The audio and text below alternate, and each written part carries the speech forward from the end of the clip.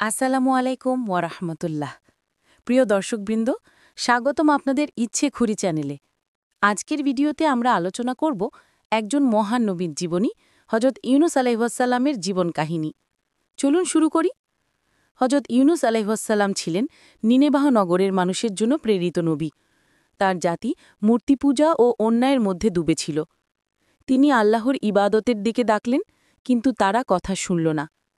অবশেষে দুঃখ কষ্টেই তিনি তাদের ছেড়ে চলে গেলেন। একদিন একটি জাহাজে উঠলেন। হঠাৎ ঝড় উঠল, জাহাজ ডুবতে বসল। লটারির মাধ্যমে ঠিক করা হলো কাকে পানিতে ফেলা হবে।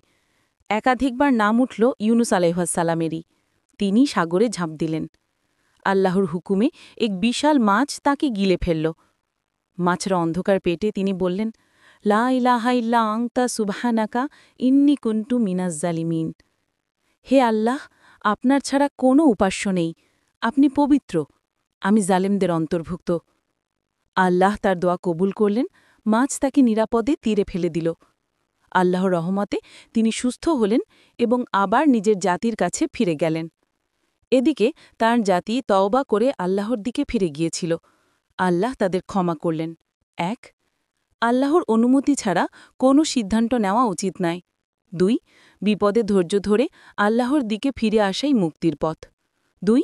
আন্তরিক তওবা মানুষের ভাগ্য পরিবর্তন করে। ৪. ইউনুসের দোয়া দুনিয়ার যে কোনো কষ্ট থেকে মুক্তির জন্য শক্তিশালী দোয়া।